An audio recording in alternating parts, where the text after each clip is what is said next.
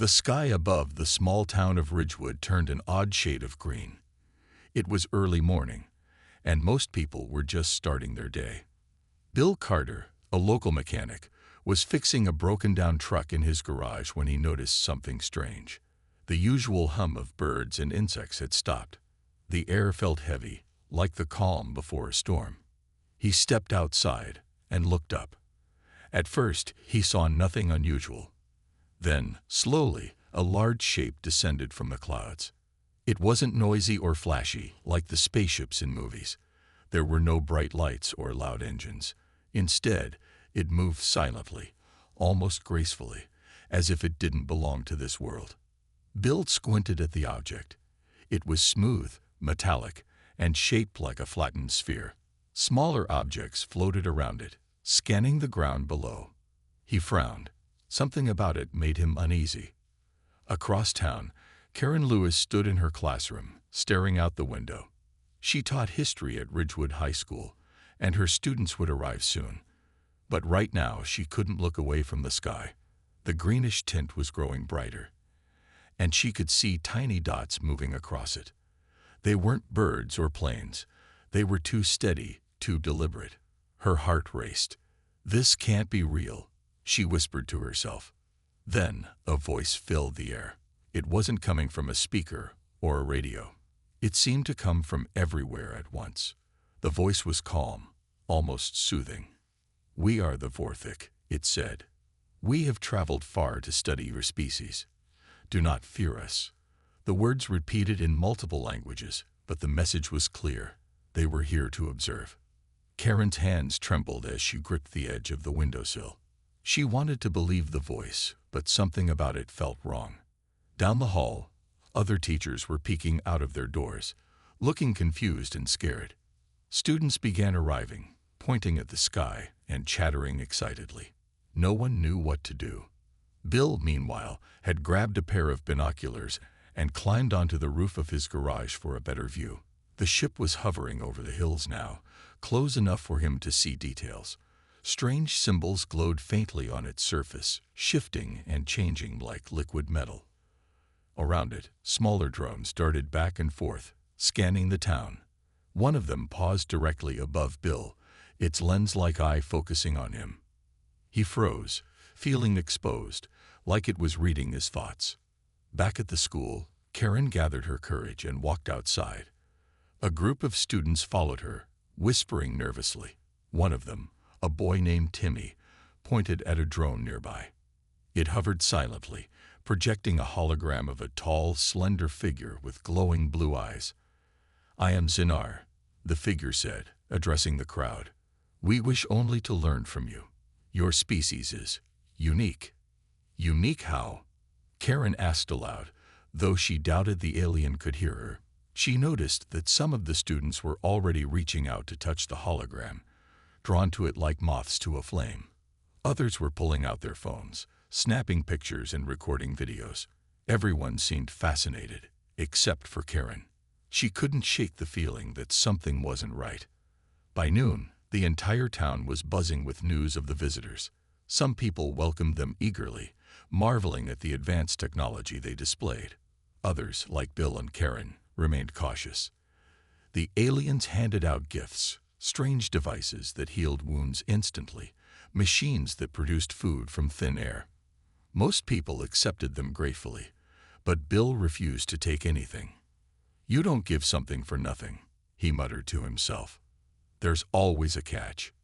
Karen agreed. As she watched her students play with the alien gadgets, she noticed subtle changes in their behavior. Timmy, who used to crack jokes and laugh loudly, was now quiet and distant. Another student, Emily, kept staring blankly into space, as if lost in thought. Karen tried to talk to them, but they barely responded. It was as if the devices were affecting their minds. That evening, Bill sat on his porch, cleaning his old rifle. He didn't trust the aliens, and he wasn't about to rely on their fancy toys. His neighbor, Mrs. Harper, came by with a worried expression. "What do you think they want, Bill?" she asked. He shrugged. "Hard to say, but I reckon we'll find out soon enough." Little did they know, The Vorthic's true intentions were far more sinister than anyone suspected. For now, though, the town of Ridgewood remained unaware, caught between awe and unease as the aliens continued their silent observation. The next morning, the Vorthic began their tests. Zinar's voice echoed across Ridgewood again, calm and steady. "To better understand your species, we will conduct a series of challenges," he announced. "These tasks are designed to observe your skills, cooperation, and decision-making." The aliens set up stations around town, some in open fields, others in empty parking lots. Each station had a different task: solving puzzles, building structures from random materials, or completing physical challenges that required teamwork. At first, people were excited. Many saw it as a chance to prove themselves, to show the aliens that humanity was smart and capable. Groups formed quickly, with neighbors and friends teaming up to tackle the challenges. Karen watched from a distance, her arms crossed tightly over her chest. She didn't join in. Something about the whole situation felt wrong, like a game where the rules weren't fully explained. Bill shared her hesitation. He stayed in his garage, tinkering with tools and keeping an eye on the activity outside. One of the challenges involved climbing a tall structure made of smooth alien metal. Participants had to work together to reach the top using only ropes and harnesses provided by the Vorthic. It looked simple enough, but halfway up, one of the ropes snapped without warning. A man named Steve fell hard onto a safety net below, groaning in pain. The crowd gasped, but none of the drones or holograms reacted. It was as if they didn't care. Karen noticed another strange detail. Some of the people who completed the challenges seemed different afterward. Their expressions were blank, their movements robotic. They walked away silently, not talking to anyone. One woman, Mary, who used to chat with Karen every morning at the coffee shop, now stared straight ahead, her eyes empty. When Karen tried to ask her what was wrong, Mary just mumbled something unintelligible and shuffled away. Bill decided to investigate. He grabbed a pair of binoculars and headed to the edge of town, where fewer people were gathered. There, he found a group of teenagers playing with one of the alien devices, a glowing orb that floated in midair. The kids laughed as they tossed it back and forth, but when Bill got closer, he noticed something odd. Each time someone touched the orb, their face went slack for a moment, like they'd forgotten how to smile. He called out to them, "Hey, what is that thing?" The teenagers turned to look at him, annoyed. "It's just a game," one of them said. "Relax, old man." But Bill wasn't convinced. He reached for the orb, but before he could grab it, it zipped away, hovering just out of reach. A drone nearby whirred softly, its lens focusing on him. Bill backed off, feeling uneasy. That night, Karen stopped by Bill's house. She had seen the same changes in her students. Timmy, once talkative and energetic, now sat quietly in class, staring at nothing. Emily had started repeating phrases under her breath, things she couldn't possibly have known before, words in languages Karen didn't recognize. "I think those gifts are doing something to them," Karen said, pacing nervously in Bill's living room. "They're changing people." Bill nodded. "Yeah, I noticed too. And those tests. They're not just watching us. They're learning, figuring out our weaknesses." He gestured to the table, where he'd laid out pieces of scrap metal and wires. "We need to be ready. Whatever these aliens are planning, it's not good." Karen hesitated. "Ready for what? We don't even know what they want." "We'll figure it out," Bill said firmly. "But we can't rely on their fancy gadgets. If we're going to fight back, we'll do it our way, with what we've got."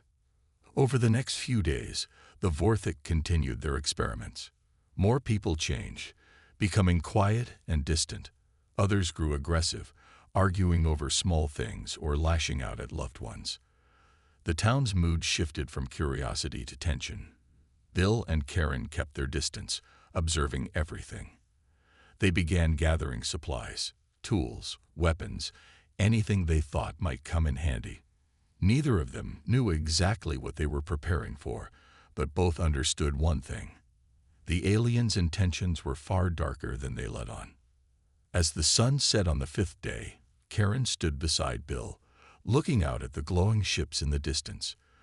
"Do you think anyone else realizes what's happening?" she asked quietly. "Not yet," Bill replied. "But they will. And when they do, we'll need to be ready."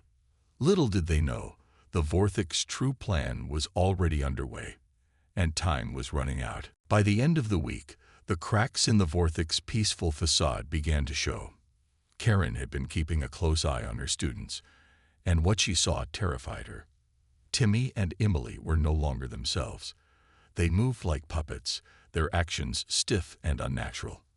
When she asked them questions in class, they answered in monotone voices, repeating phrases that didn't make sense. Other teachers noticed it too, but no one dared to say anything. Fear hung heavy in the air, like a storm waiting to break. Bill spent his days watching the aliens from afar. He noticed patterns in their behavior, how the drones followed certain people, how the glowing orbs seemed to target those who resisted the gifts. One evening, he followed a group of townsfolk who had accepted the alien devices.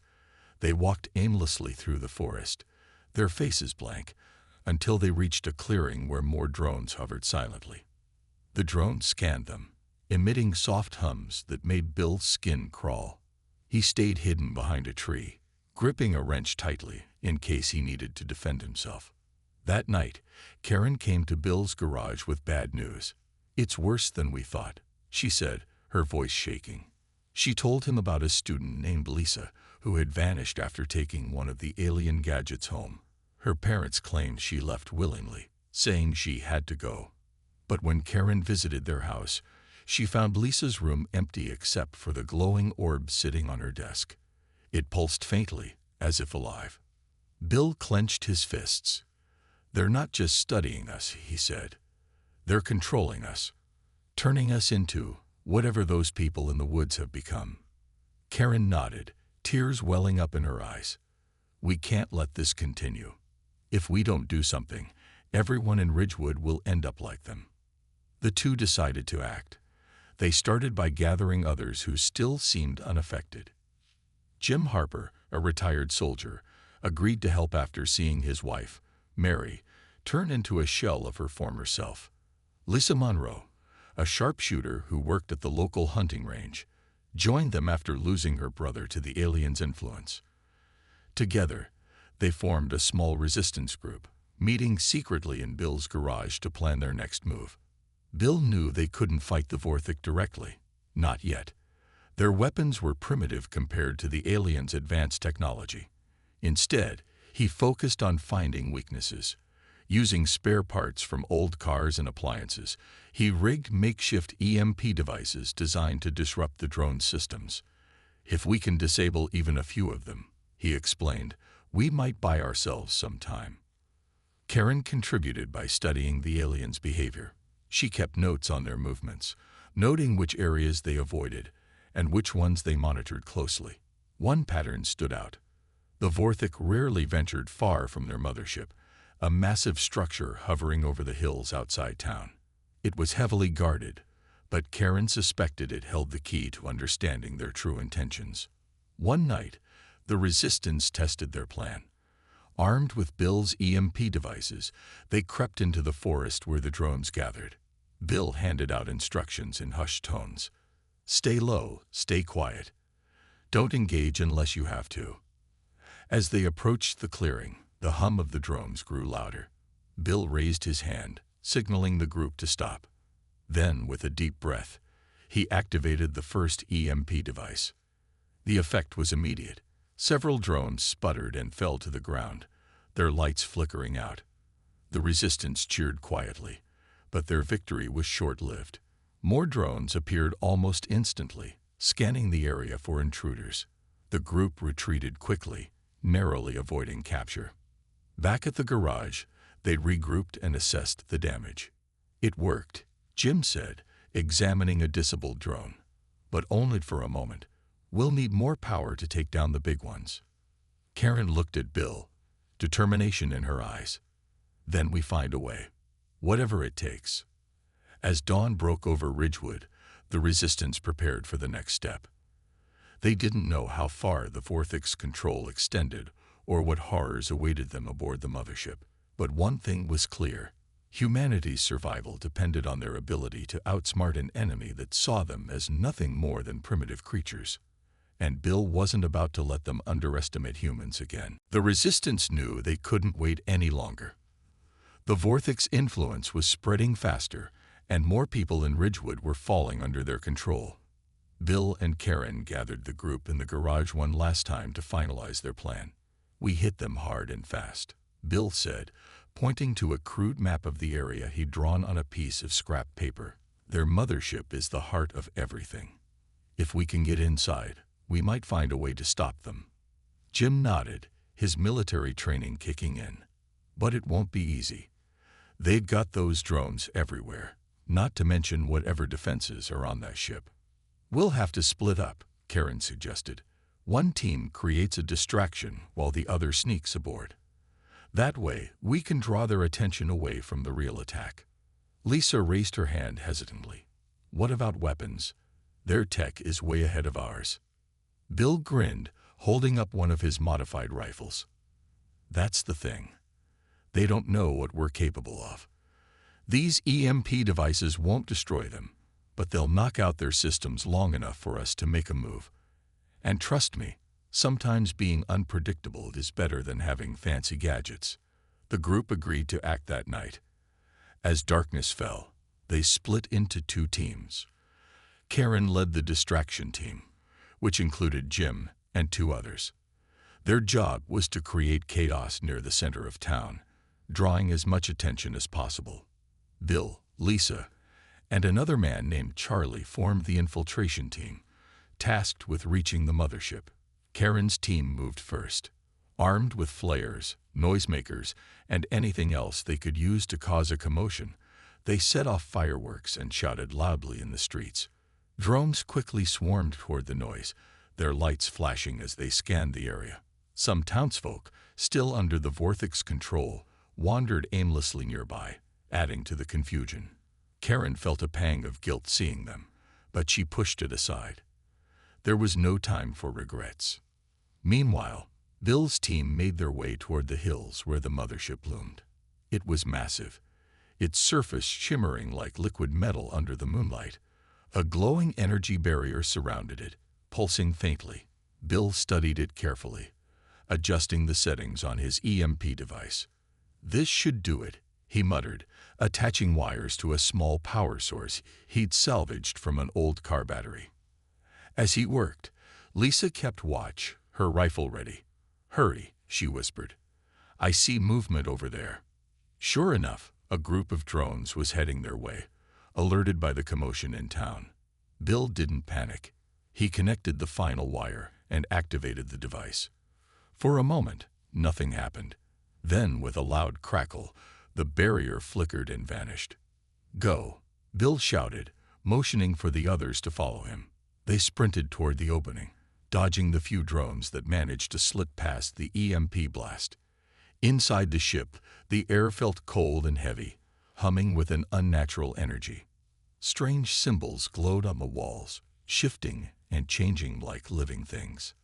The corridors were eerily silent, save for the soft hum of machinery. Bill led the way, his rifle at the ready.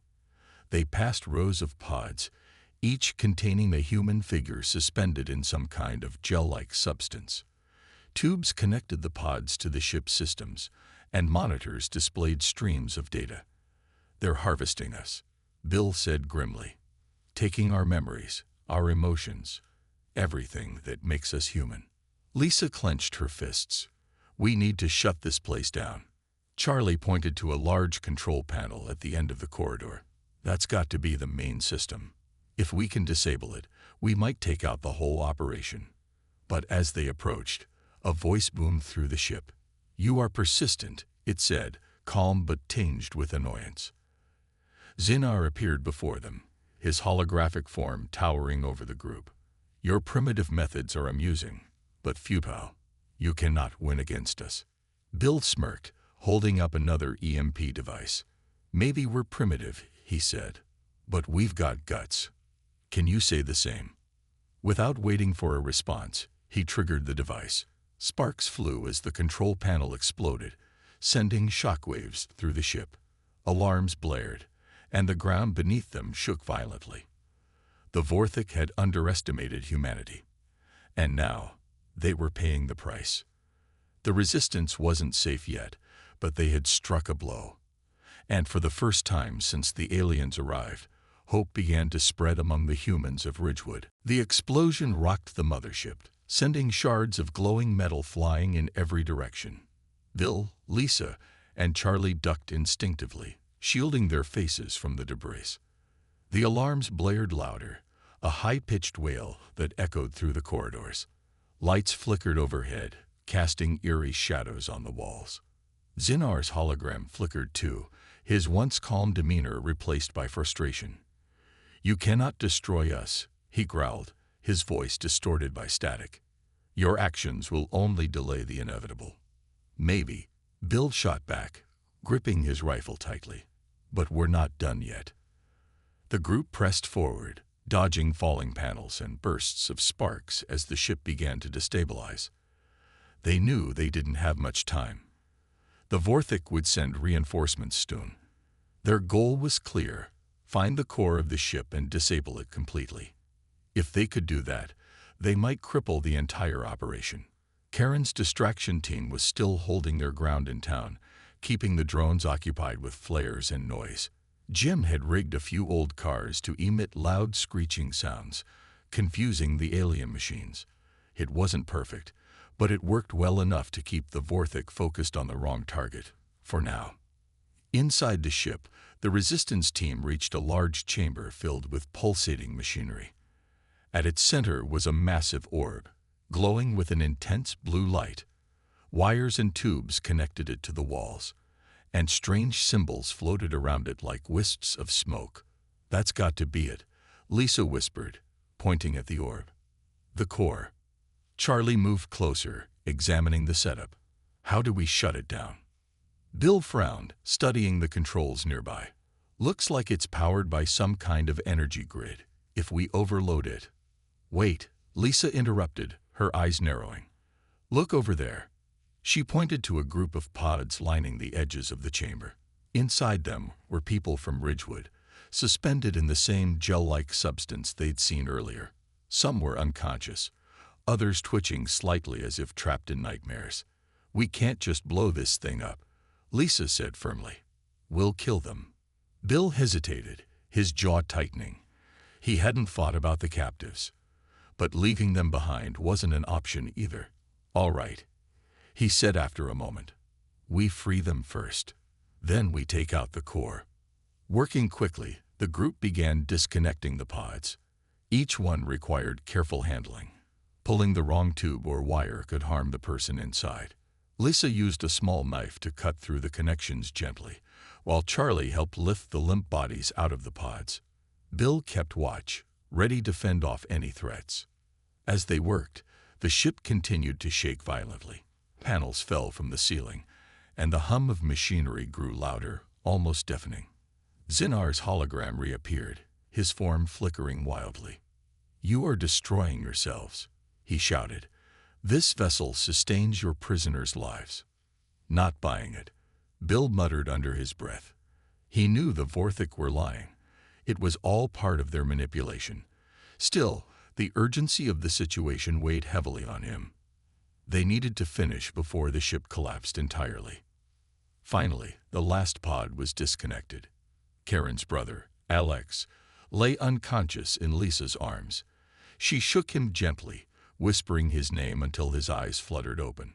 "What happened?" he mumbled weakly. "No time to explain," Lisa said, helping him stand. "We need to move." With the captives freed, Bill turned his attention back to the core. He rigged another EMP device, setting it to overload the system. "This is gonna get messy," he warned. "Everyone, get behind me." The others scrambled to safety as Bill activated the device. A bright flash of light erupted from the core, followed by a deafening boom. The orb shattered, sending waves of energy rippling through the ship. Alarms screamed louder than ever, and the floor buckled beneath their feet.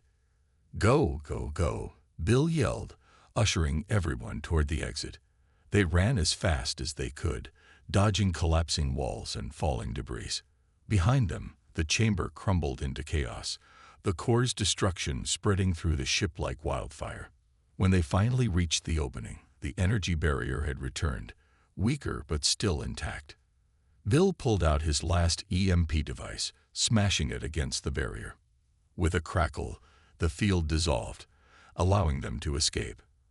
Outside, the night air felt colder than before, but it was a relief compared to the suffocating tension inside the ship. As the group stumbled away from the wreckage, they looked back to see the mothership beginning to collapse, its metallic surface cracking and breaking apart. For the first time in days, hope sparked in their hearts. The Vorthik had underestimated humanity and paid the price. But the fight wasn't over yet. The ground trembled beneath their feet as the mothership collapsed in on itself, sending plumes of smoke and debris into the sky. Bill and his team stumbled away from the wreckage, coughing and gasping for air.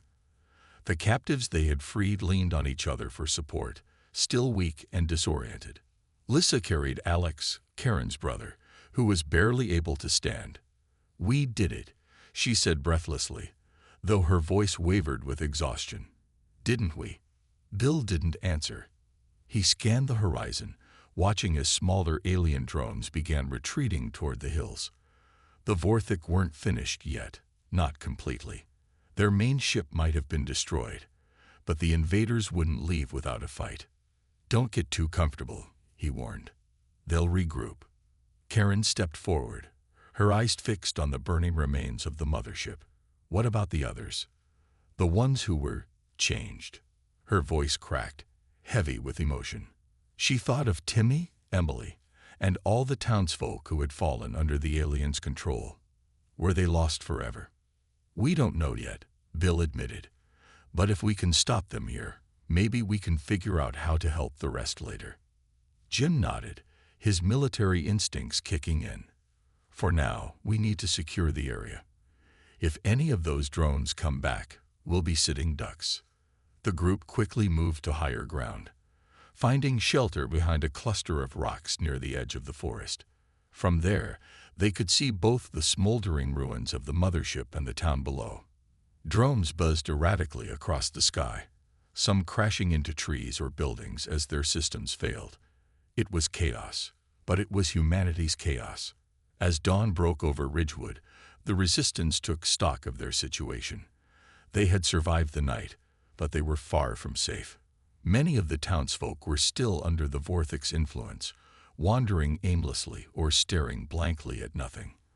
Others lay unconscious where they had fallen when the mothership was destroyed. Karen knelt beside one woman, gently shaking her shoulder. "Wake up," she pleaded. "Please wake up." To her relief, the woman stirred, blinking slowly. "What happened?" she mumbled, her voice groggy. "The aliens," Karen explained softly. "They're gone. For now." The woman looked around, confused but alive. Karen felt a flicker of hope. Maybe not everyone was beyond saving. Meanwhile, Bill worked on repairing the EMP devices they had used during the attack. Supplies were running low, and they couldn't afford to waste anything. Charlie helped him, scavenging parts from nearby wreckage. "Think this will hold up?"